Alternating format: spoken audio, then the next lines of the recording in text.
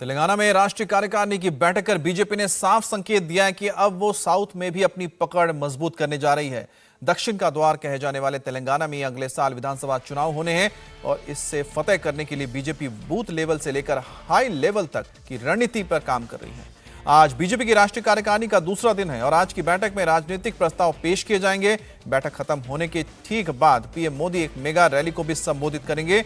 BJP पूरे action में है, देखिए रिपोर्ट।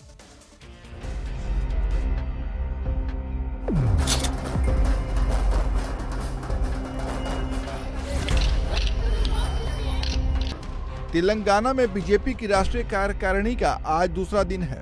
तेलंगाना में अगले साल होने वाले विधानसभा चुनाव पर बीजेपी की पूरी नजर है।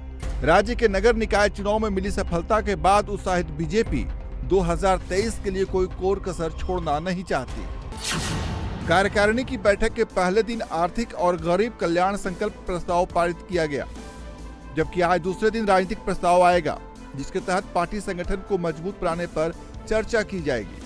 इस दौरान देश की वर्तमान राजनीतिक हालात पर भी चर्चा होगी और तेलंगाना पर भी राजनीतिक प्रस्ताव आएगा।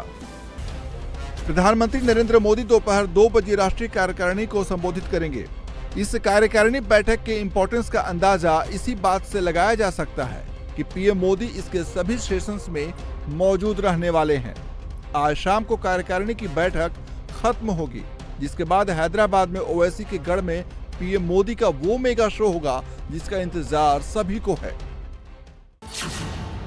कार्यकारिणी की बैठक खत्म होने के ठीक बाद प्रधानमंत्री मोदी मेगा रैली को संबोधित करेंगे। शाम करीब 6:30 बजे इस मेगा रैली का आयोजन हैदराबाद के परेड ग्राउंड में किया गया है।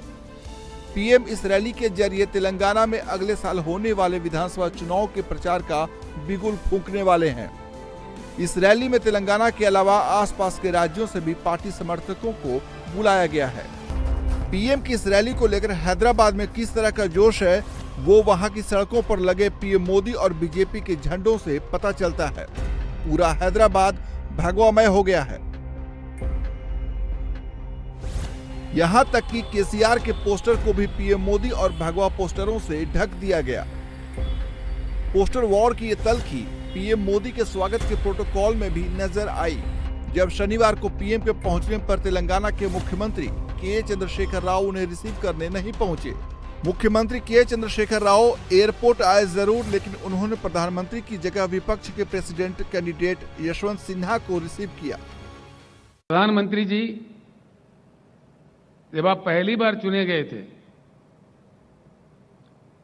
जनता के साथ कई आश्वासन दिए थे, कई प्रॉमिसेस किए थे। एक भी, कम से कम एक भी आपका किया हुआ वादा पूरा हुआ क्या? हम जानना चाहेंगे तो किया है तो किस वादा आपने पूरा किया? एक भी, कम से कम एक भी टॉर्च लाइट डाल के भी ढूंढो तो नहीं मिलेगा। पूरा हैदराबाद भगवा रंग में रंगा हुआ है और बीजेपी अगले विधानसभा चुनाव में जीत का रंग देखना चाहती है। बीजेपी तेलंगाना के जरिए दक्षिण भारत में अपनी भूमिका मजबूत करना चाहती है। कांग्रेस पहले की तुलना में सिकुड़ रही है और बीजेपी इसका फायदा उठाने की पूरी कोशिश में है। हैदराबाद ही नहीं बल्कि पूरे तेलंगाना में कांग्रेस किनारे लग चुकी है। ऐसे में बीजेपी को लगता है कि वो यहाँ अपना जनाधार बढ़ा सकती है।